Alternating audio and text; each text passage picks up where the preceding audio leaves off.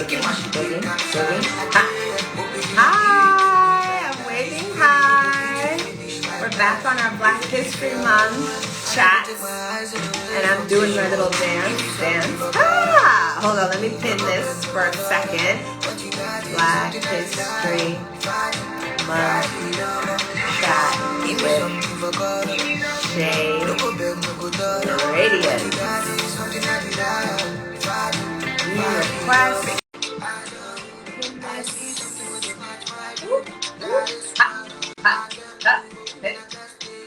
Hey!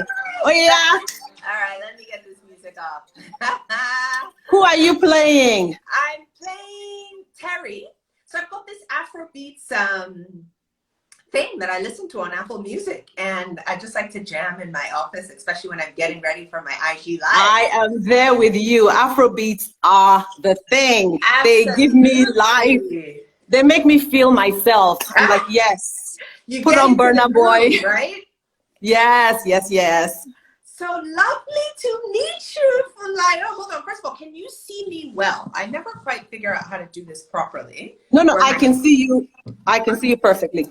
Okay, well, I can see you very well, but then I can't see myself, so it looks like half of my head doesn't exist, which isn't cool. Okay, this is better.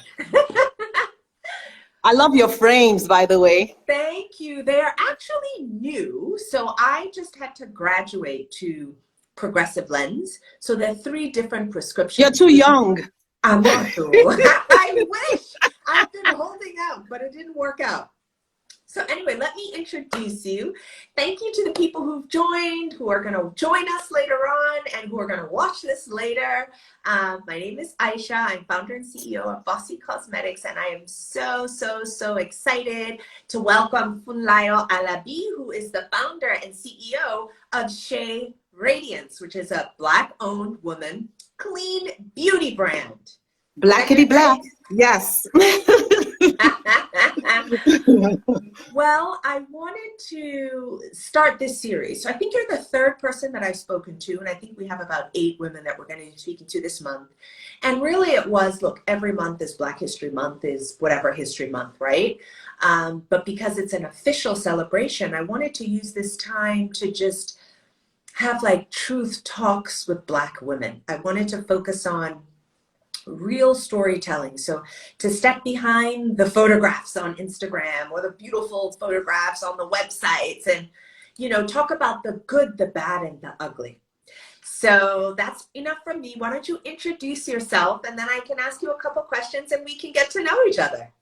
All right, let's chat. Let's spill the beans about, you know, the reality of running a beauty brand, getting it started, the stuff you don't see on Instagram and all that good stuff. The sweat. The tears you don't watch us share. Tears, the sweat, the failing deodorants, and all that good stuff.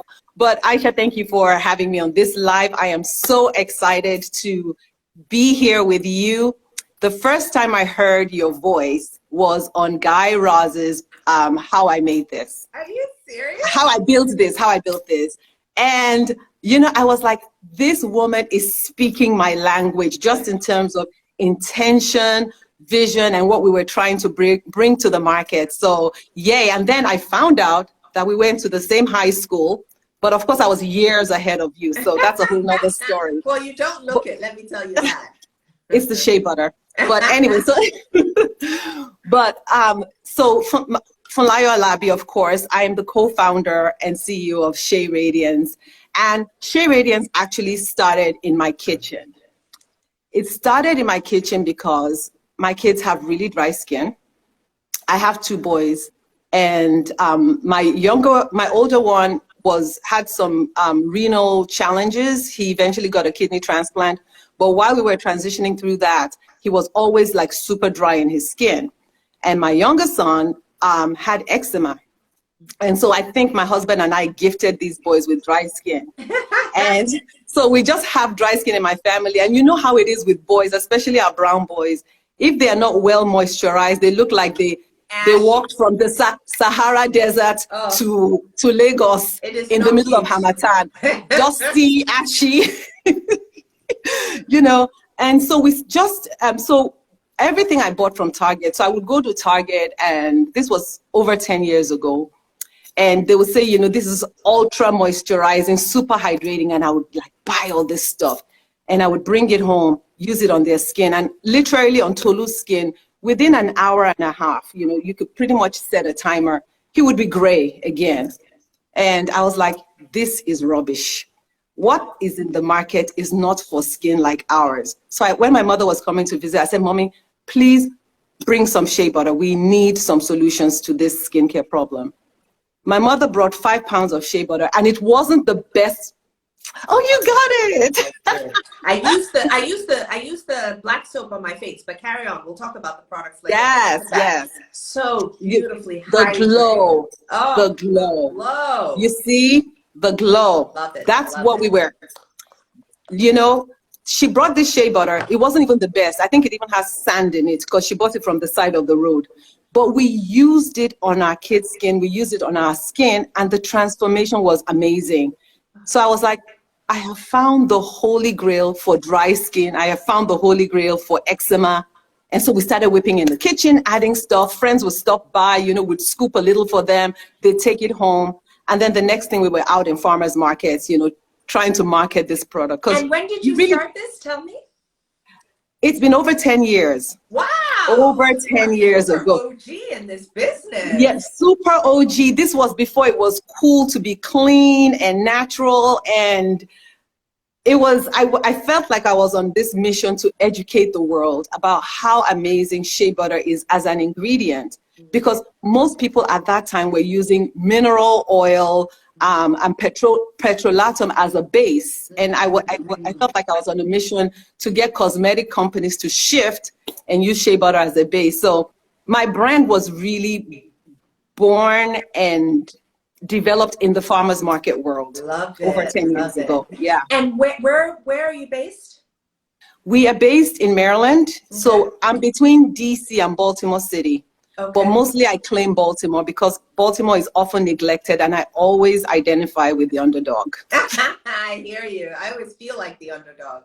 So you started 10 years ago, and you started in the farmers markets. When you started, you know, was it difficult to, because clean beauty has become such a thing now, but you were before that. And even shea butter, I find, you know, so many different brands are talking about applications of shea butter. And I personally love it because my family, we all have really dry skin as well. And I love your, you know, whipped shea butter cream. But how was it hard to convince consumers to go for clean alternatives? You know, so back over 10 years ago, I would say it's closer to even 12, 13 when we started doing those markets. I knew that shea butter was going to be new. Okay. Especially the unrefined version that I love. So there's two types of shea butter. There's the refined that has been processed. It's really pretty looking. You know, it's been stripped of smell and color. That's what most cosmetic companies use. I fell in love with the rich, smelly, you know, nutty smell. I'm not talking about the stinky, but nutty smelling one. Is that what's in this? That's unrefined shea butter. Okay. And then it has a little bit of cocoa butter. And so colloidal oats and lavender. Yes. So the colloidal oats was like next level shea butter because of dry skin and eczema. Okay. So colloidal helps kind of, you know, reduce inflammation, and it kind of locks moisture into your skin. So we added that over time. Okay. But it was hard, but it was exciting because not a lot of people were doing what we were doing back in the day. And I thought it was a time to just educate the market. And when I went out to educate, I was educating, I think Black people already kind of got shea butter, but most of my customer base were non-Black women who were very kind of interested in this natural thing. So some of the obstacles we ran against was people would say, but it's so heavy, it's so oily. And I'm like, girl, that's what you need. This is why Black don't crack, because we're not afraid of oil. It will absorb.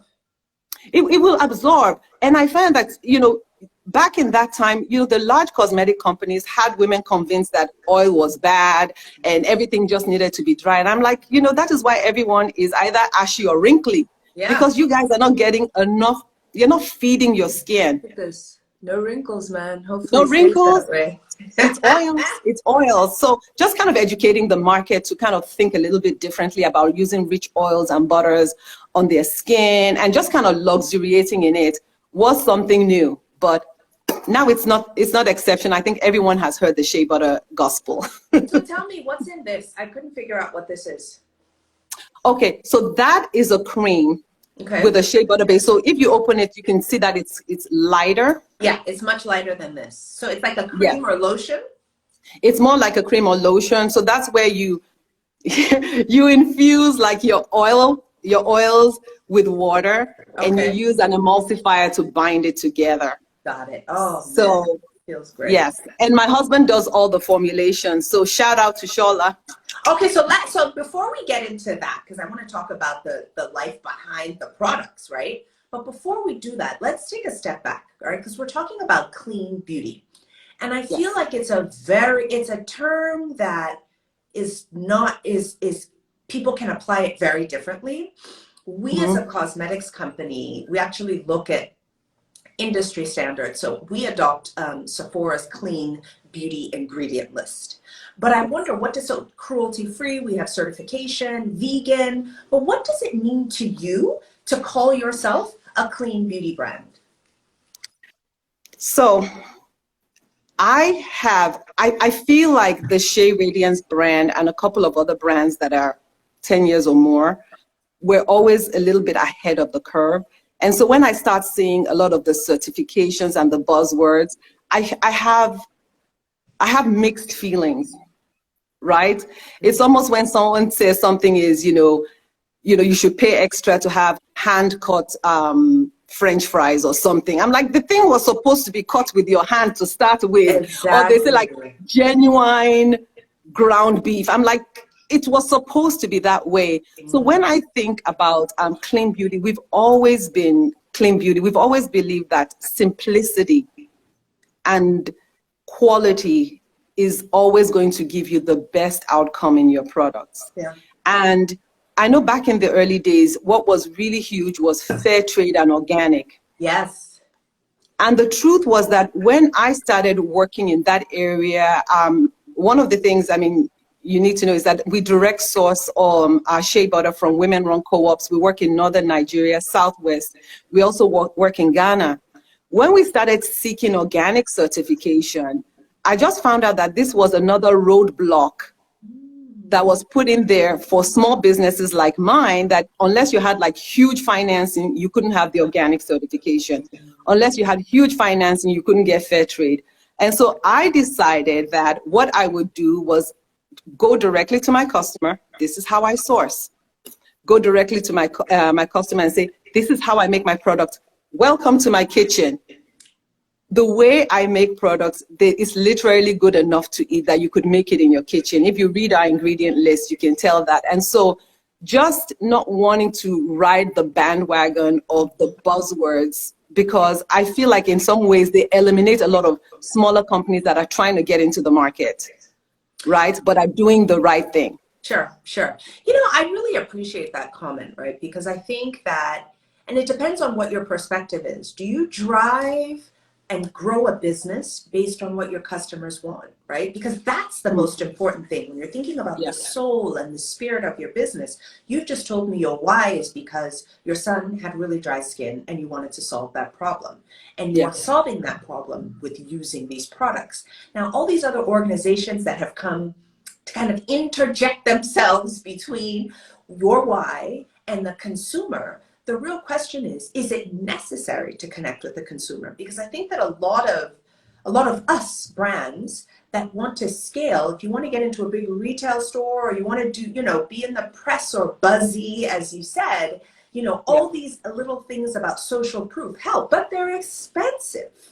They are expensive. And it was either, wait till you could raise the capital to do the certifications and kind of put your business on pause, or just keep driving forward with it. And some of the things I learned just because I worked in my supply chain, I did more back in the early years, was even with fair trade. There's so many tricks around it where when I would talk to the women directly, they were like, Funlayo, if you would just buy from us at a good price on a regular basis, that is better than this company that is coming to pay us $20 a pound, and they're only buying 50 pounds for the year, but they have fair trade certification because they paid this premium that is not sustainable. So I was like, you know what? I'm done with fair trade. Let us, as local African women, let us negotiate. Let me be your partner. Let me be your access to market. Let us control the narrative of what it means to deal fairly with your supply chain. And so that's how I left that one behind, because it didn't fit. You know, it's like, I think certifications are great, but I'm yet to find one that really fits the way I do business and I want to do business. So I've chosen to keep on moving. No, and you should. So first of all, full disclosure, I'm actually on the advisory council of Fair Trade, and I'm on their finance subcommittee. So that has nothing to do with this conversation, because even, you know, the clients that we look at are major companies like Patagonia and, you know, large global grocers. So I think that a lot of these things, it's easy to ask a big company to pay a premium, but a small company, not so much, right? Like we're already struggling, myself as a brand, when I try to access manufacturing and cosmetics. If I even think about the packaging, the supplier will tell me, if you first of all, minimum is 10,000. There you go.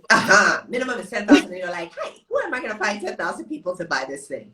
And then if you order 20, it's cheaper. If you order 50,000, if you order 100,000, well, I mean, yeah, if you're major and you're big, you can order 100,000. But if you're small, you're looking for suppliers who can sell 500. So price, and the thing is about it, the difficulties with the consumer is, yes, they want a clean product, but of course they want to be able to afford what they're buying as well. True.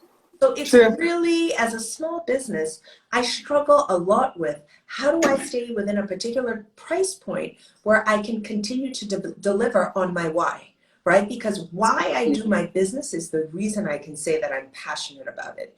If I start doing something that I'm not passionate about, it could be affordable, but eventually customers will see this woman is not really into the work that she does. She's not really connected. I'm not designing. I'm not creating. So I love that you brought that up. What does it mean to you to be a clean beauty brand then, when you say that? What does it mean? What it means to me to be a clean beauty brand is to use ingredients that are really effective. Ingredients, for me, my inspiration comes from food.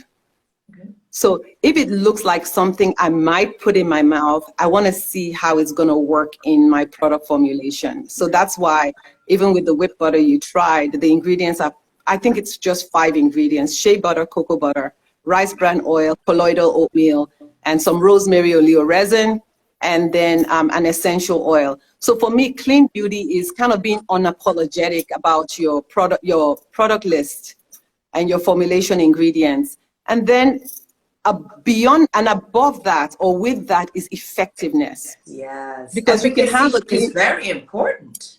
I mean, our customers are very demanding. They're coming to us because the women want to feel good about their skin, or they're tired of looking at dusty, ashy boys like I was in my case. Over time, they want to see results. So it's not just saying it's organic, it's vegan, and having all these buzzwords. Does it work? Is there social proof in the product itself that people are buying? Because you can slap a whole bunch of labels on something, and if it doesn't work, it doesn't work. And so that effectiveness was important to me, to make sure I was delivering to the customers. Wow. Okay. So let's talk a little bit. I was looking through your Instagram and your website the other day, and I love how you share your journey with your customer, which is, you know, I saw pictures of the women that were roasting the shea and you with them. Talk about those relationships, right? Because I think it's a very personal thing that you can do in skincare, much less from what I can do in cosmetics, right? So talk to me about those relationships and why they're so meaningful and why you feel that you should share that with your customer. Okay. First of all, I know you are doing it in cosmetic because I have a Bossy Cosmetic lip color. I love the way the color goes on. I love how it makes me feel. I love, hold on, the UPS guy. Timmy, UPS is here. Sorry. I love the way it makes me feel, and I love the way it makes me feel like I show up. And so Awesome. let me transfer that to working on the co-op level as I did years ago, is that I found out that by going into these communities and seeing how the women who processed the shea butter lived, I could literally see myself in them. You know, I saw how hard they worked. I saw how they enjoyed creating a product that people would buy. And I was like, you know, but for the grace of God, that could be me. Or literally, I do have aunts in the village. They might not be doing shea butter, but maybe they're selling groundnuts and frying stew by the side of the road. Yeah. And what I saw about their lives, there was such a connection there that they eventually became my why.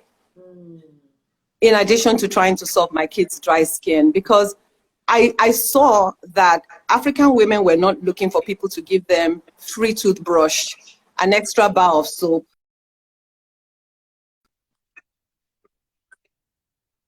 This urban African woman wants access to market. Absolutely. Someone to buy their products at a good price, a consistent business partner. Yep. And so that's kind of what I set out to do. So even during some of the challenging dry years, and I could tell you of some horror stories in business that I have faced. We will talk about that because I think it's important to talk about that. Yeah.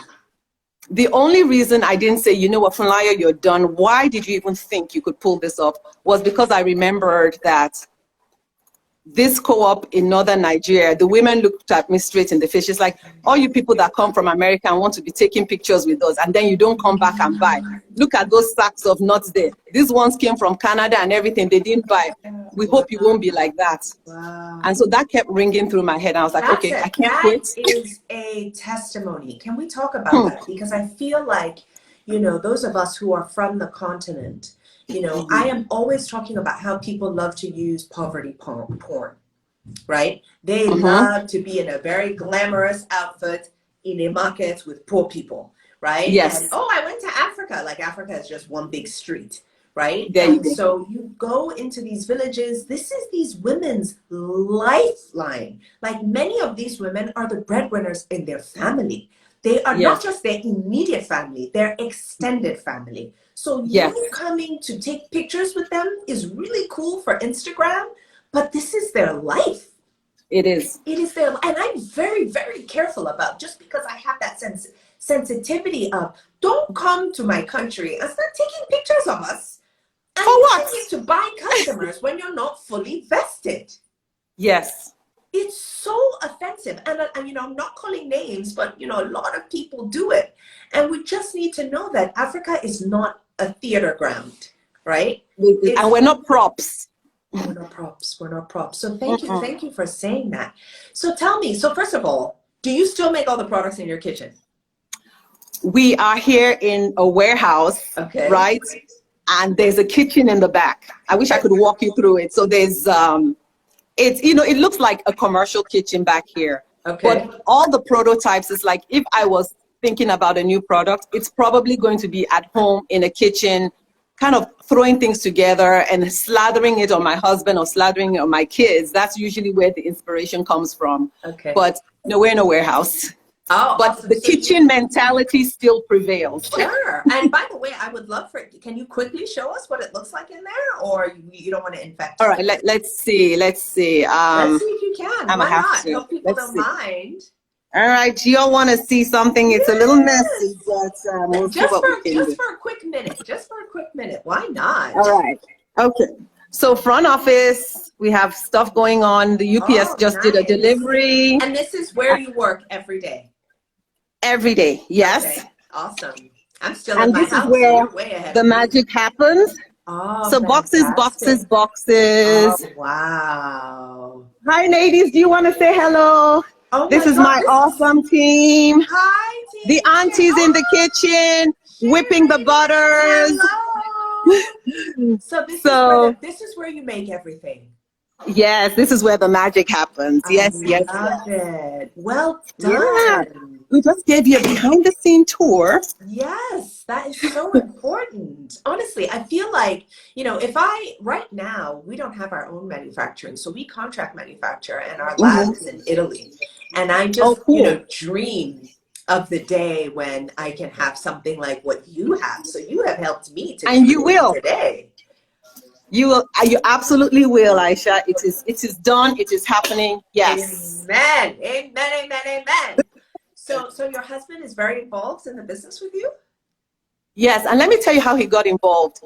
He saw me making products many years ago, and he looked at me and he's like, Funaya, the way you make products is just the way you cook. He's like, you just throw in a little bit of this, a little bit of that. He's like, that is not sustainable. He's like, you need to measure this and measure. I was like, oh, really, honey? Show me how you would do that. And show me that. And before you know it, I had kind of roped him into, doing a lot of the formulation. And basically what I need to do is share my vision. My husband is, he's in the IT sector. And when we got into this business together, he told me, he's like, Maya, if my father had been an educated man, my husband grew up in a small town in Ekiti.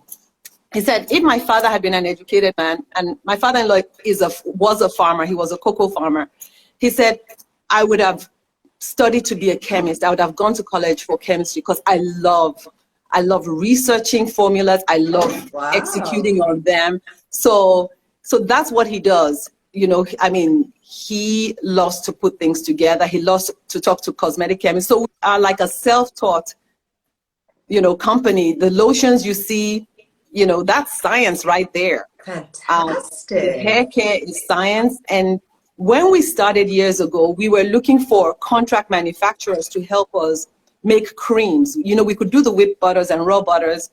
And we would go to the cosmetic science events in New York and New Jersey, and a lot of these scientists told us they couldn't work with us.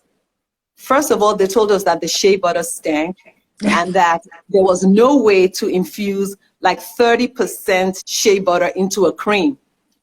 And so they couldn't think outside the box, and that kind of forced us to learn to develop our own formulas ourselves, and it has served us even till today. So you make all your products yourself? We do. I love it. I love it. So talk to me a little bit about distribution. I want to learn as well, because we are a direct-to-consumer brand. So our storefront, basically online, bossybeauty.com, is where you can buy our products. You can get also from Amazon, but it's predominantly our website.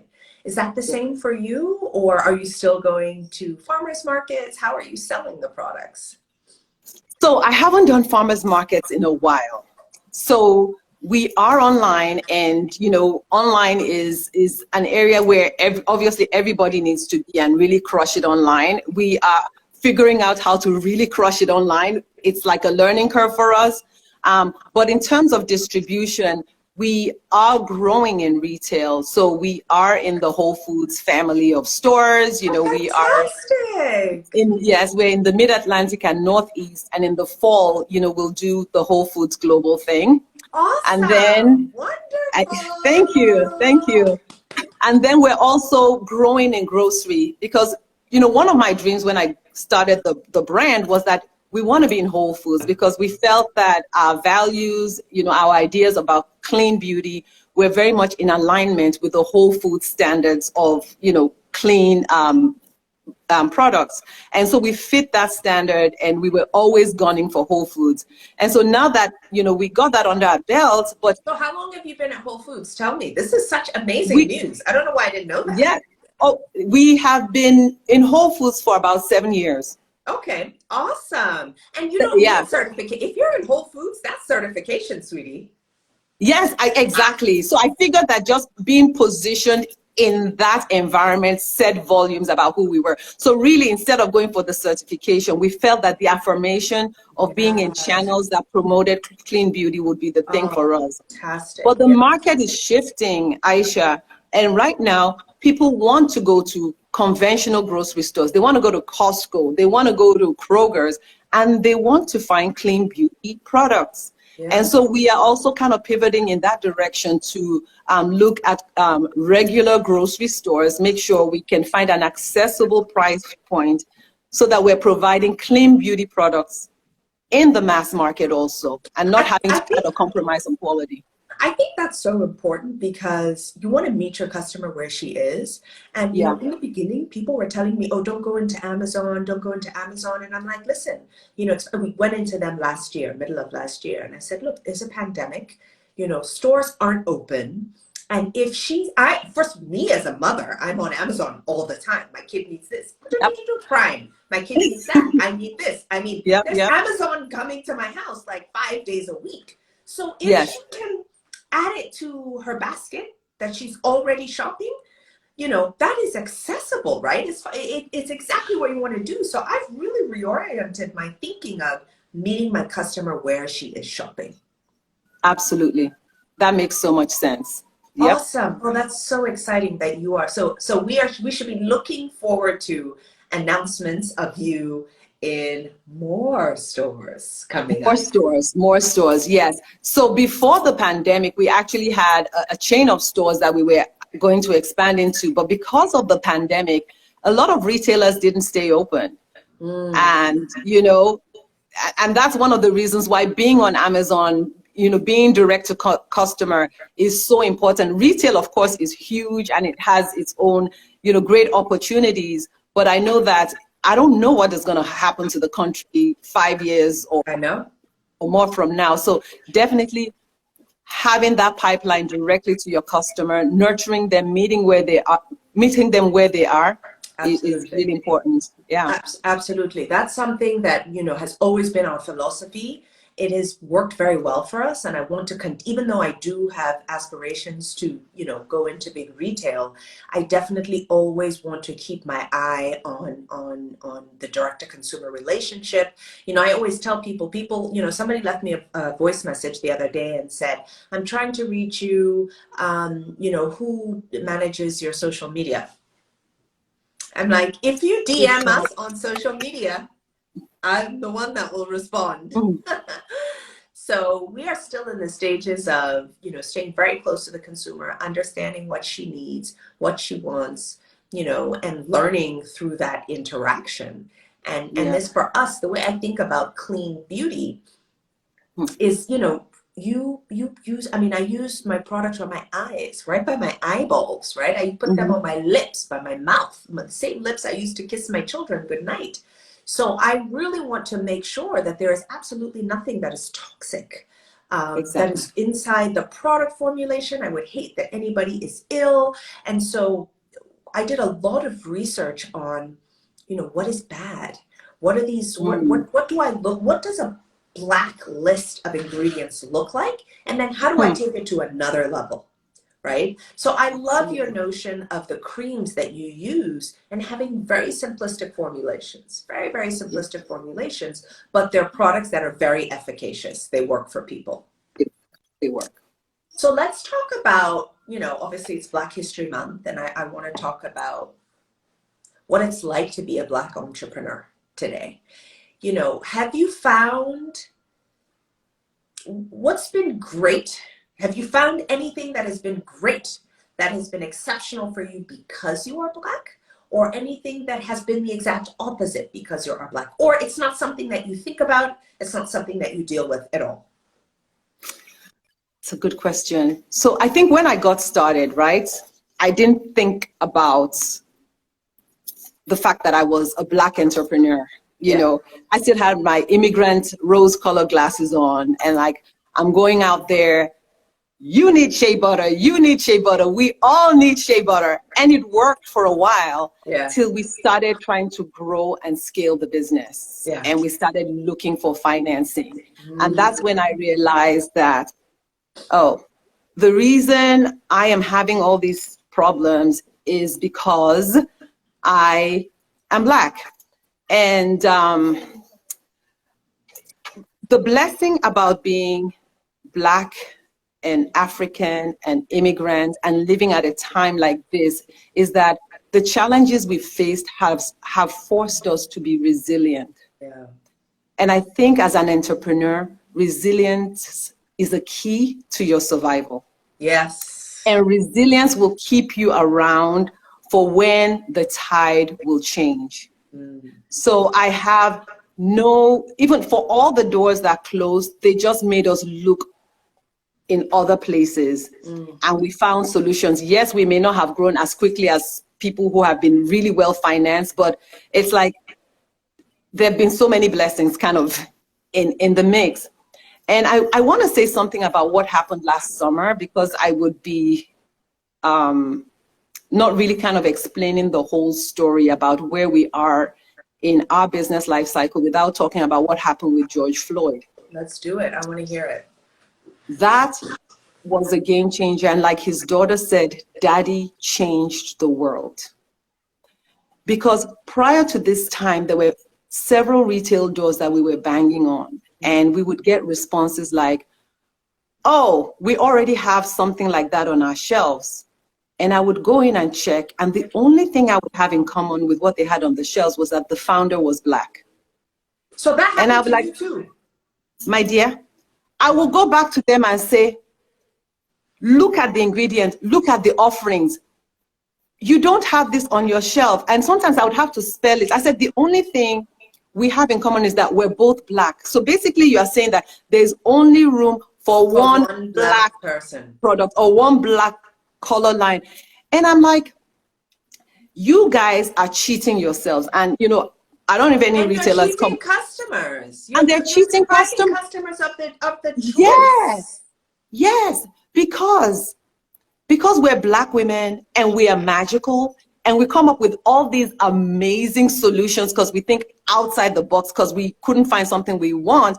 We're bringing solutions to the market that you haven't even thought about, and that your customers, be they Chinese or Korean or Swedish or Scottish or whatever they might be, are looking for. And a prime example is, yeah, go ahead. No, but I think I wanted to touch on that because it's something that I've shared publicly as well, which is that first of all, there's more than enough room for lots of Black-owned female businesses that even, by the way, do the same thing. So let's say I made shea butter cream. There is space for you, there is space for me. So that's the first point. The second point is this notion that because I am Black, I'm only interested in selling to Black consumers. You know, I find that biased way of thinking almost inherently racist. And it's really been a struggle, particularly from investors. And so I don't want to interrupt you. I want you to go back to what June did, because June, July of last summer really helped to reframe the way people thought. I don't know if it's entirely healthy because it kind of came from what I think is a bit of a guilt perspective. But guess what? If your guilt is what's going to give people more of a shot, then quite frankly, I don't mind. Because there is, you know, there's L'Oreal, there's Estee Lauder, there's MAC Cosmetics, there's Bobbi Brown. Why are you not concerned that there's 4 different beauty companies, right? But when I want to sell mine, it's like, oh, we already have a lipstick. We have one of you. Yeah. How? It is race. You were talking about what June did. No. But honestly, just along those lines, let's just unpack it. It's racist, and it's a lot of unconscious bias, because some of the people I was getting pushback from were retail chains that were woke. Nobody's woke. And they didn't realize that in their minds that they only had room for one. Yeah. And the truth is that our solutions are for everybody. Yeah. Yeah. You know what I mean? I mean, look at K-Beauty. I do some of the steps, but my younger sister, Gbemi, she really believes, and then moisturize and, you know, the whole routine. Yeah. K-Beauty started in Korea, but women from all over the world use those processes and steps, right? Yeah. Yeah. So we have solutions as Black women, as women coming from the continent, as women coming from the Caribbean, that the market hasn't even dreamed that they need. Yeah. And then these stores are robbing the entire population of the opportunity to see us.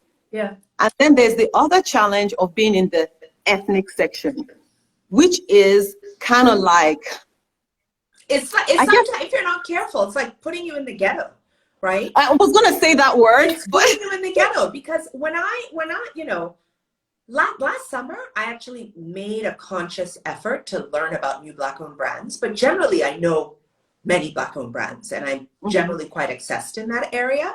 But I would always go and like check, just to check where they are. And I think it does it a disservice. I'm making this up, Seriously. but if you are a Black-owned brand that sells salt, put them where all the salt is. You know Yes. what I mean? If you make scarves, put them with all the beautiful scarves. If you want to help them, put them in the front of the store. But do Yes. not go and put them in some corner with Black-owned brands. I don't think that is the way to really inspire a whole new market for people who are already dealing with so many systemic issues that hold them back. Helping them spring forward is not putting them in a category of their own. It's the same way of, I don't want segregated schools, right? I don't want Mhm. segregated neighborhoods. Yes, I think that the way for us to move forward is to bring us all together. So I absolutely. really do recognize what, the death of George Floyd did for many of Mhm. us. Um, I want to talk to you about the 15% pledge. Have you heard of that? Yes, I have. What's your opinion on that? Have you benefited from that? Do you have an opinion? I have an opinion, but I want to hear yours. It's a little bit of affirmative action-ish situation, but I think the mere fact that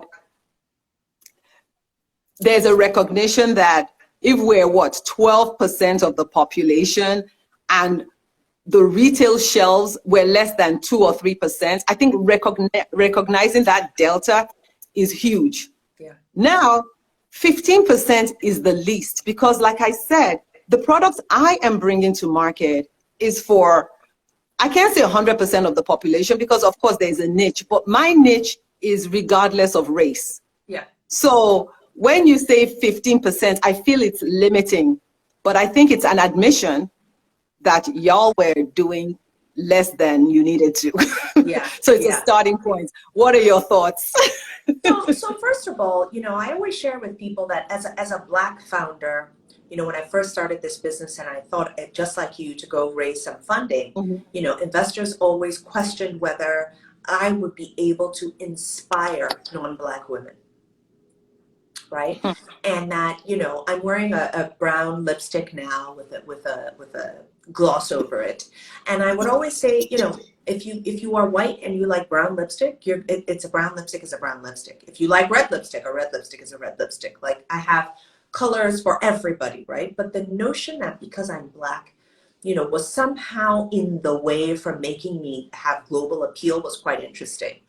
I agree with you that this 15% pledge has shown that, okay, there's a gap between 2 and 15. How are we going to close the gap? I think the jury is still out for me. Let's see how it goes.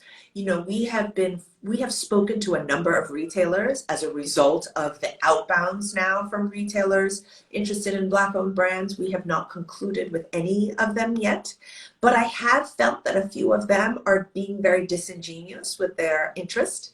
They want to just say they have a Black-owned brand. Blackwashing. We'll put you on Mm-hmm. .com. We will place an order for $2,000 or $3,000 worth of product. We'll just do the bare minimum, just Mm-mm. so that, we can say we have.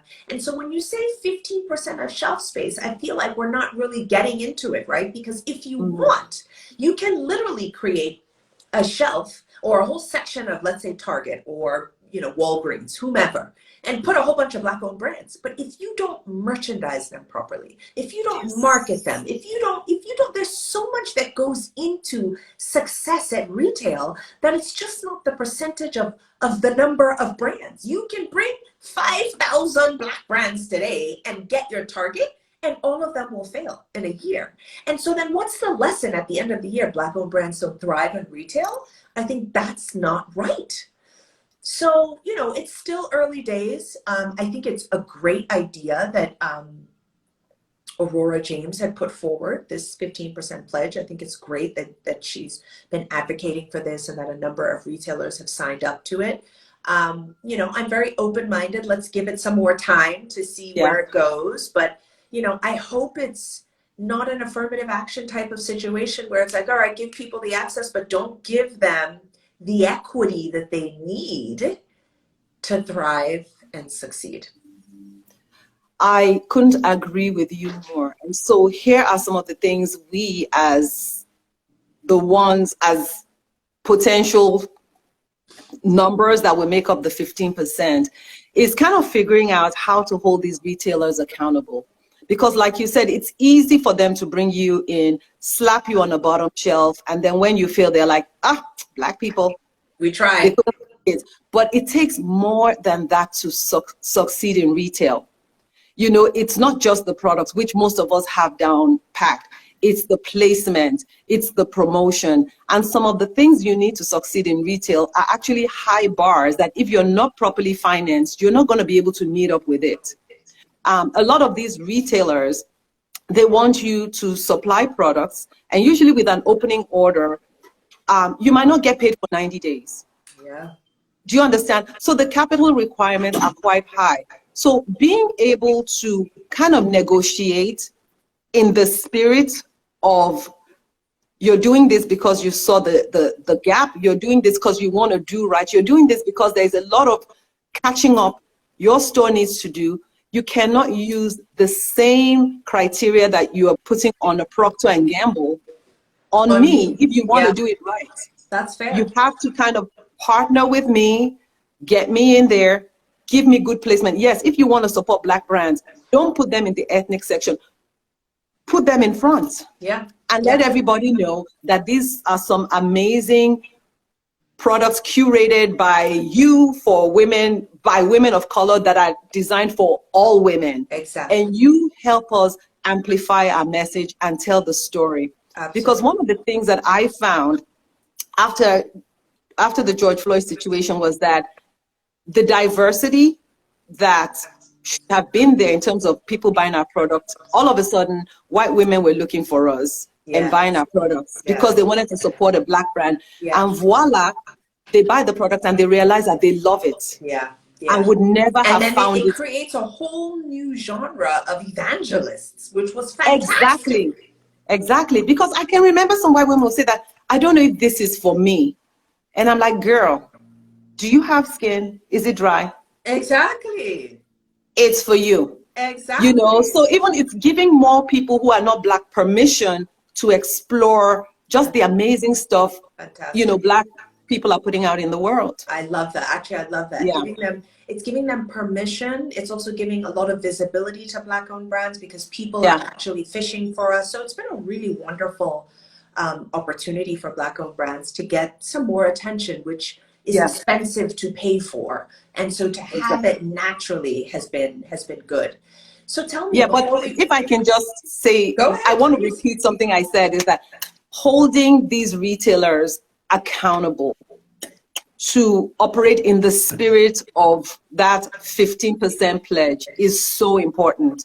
There are certain things that have to be put in place that will make it easier to be onboarded into their stores, and easier to survive in their stores. Because they can get you in. I have been a victim of that.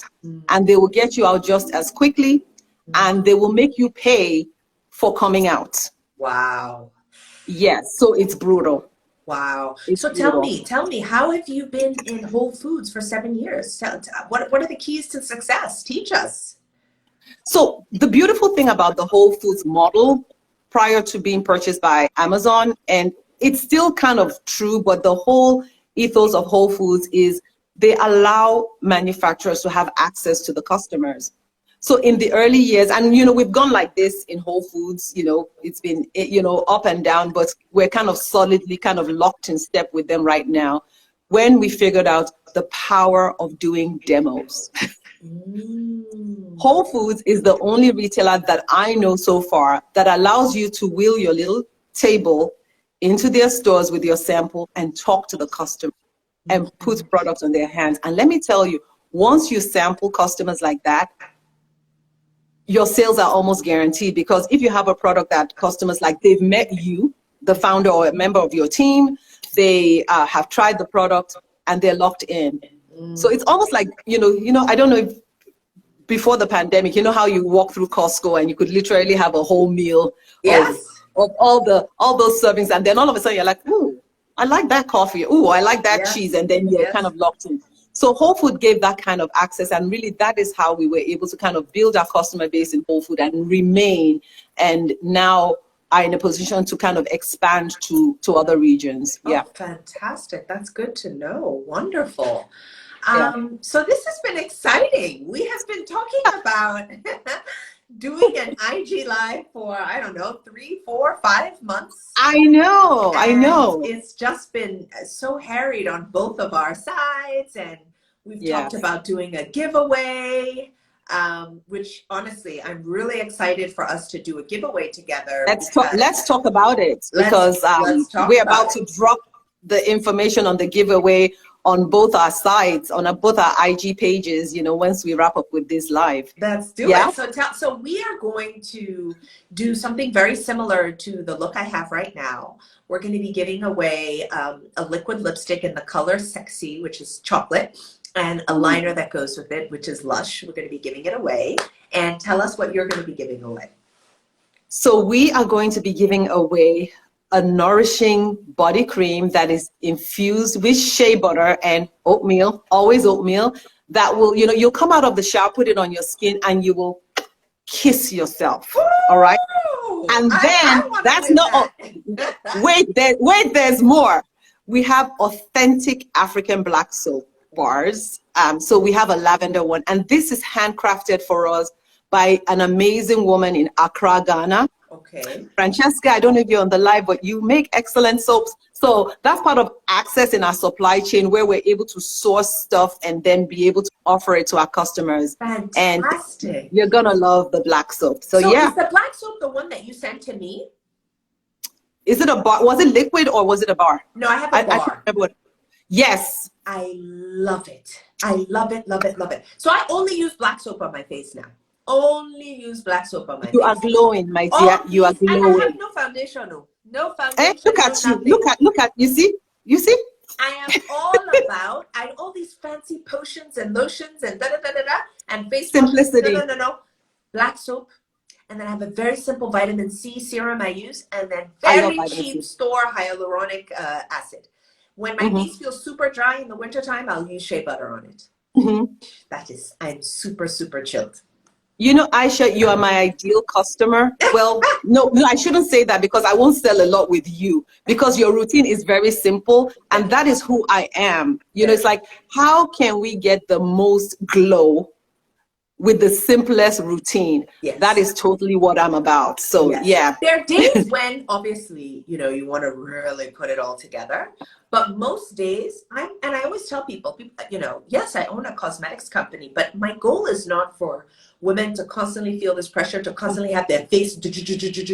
Like literally, I have black eyeliner, blue eyeliner, lipstick, lip gloss. That is it. There's nothing else on my face.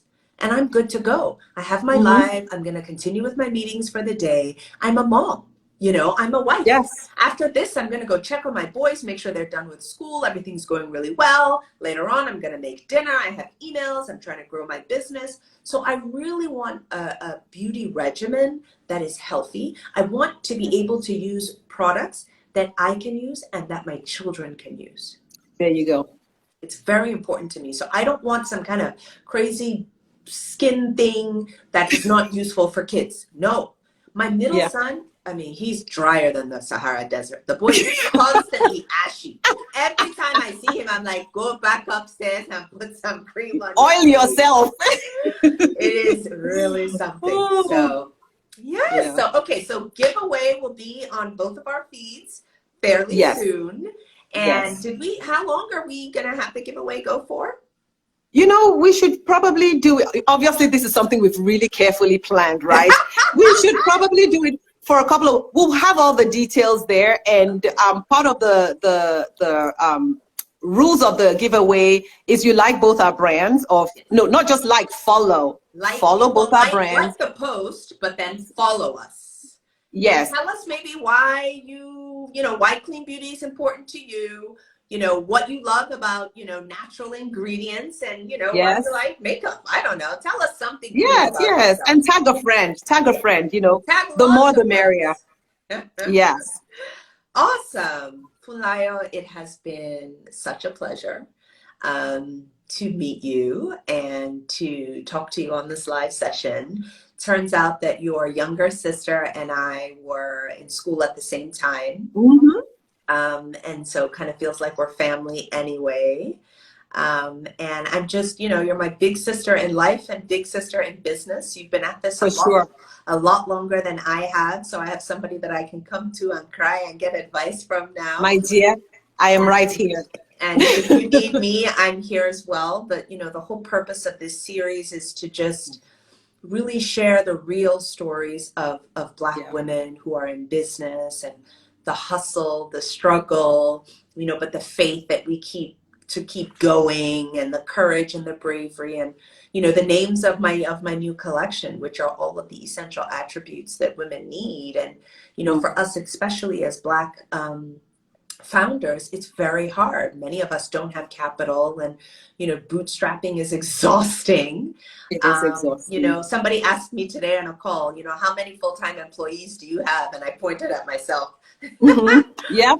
So it's a struggle. And so I think this collaboration and speaking to each other and being open and honest with one another is how we survive, and it's how we thrive. So I really thank you, Funlayo, for extending yourself to this IG Live, and also for this giveaway that we're about to launch together. And just thank you for being an amazing founder out in the world, showing us how to do it.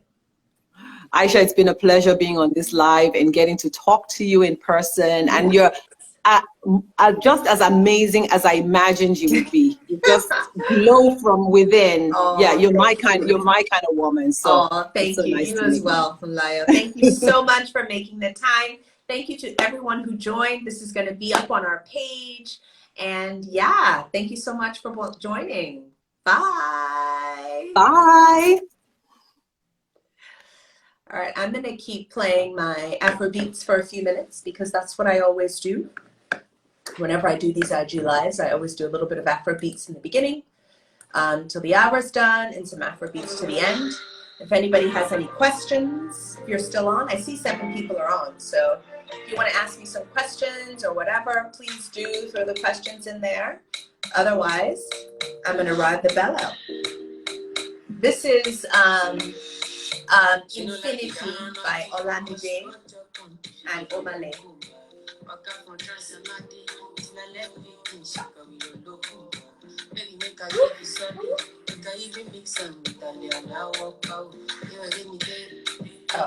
I suppose I should be able to read if somebody has any questions. Otherwise, I'm going to keep dancing. Thank you, Catherine. Thank you so much. I'm glad you enjoyed it. Funlayo is amazing, and her products are beautiful. So thank you so much, Catherine. I appreciate it. Have a good day. All right, guys, I'm going. Time's up. Bye.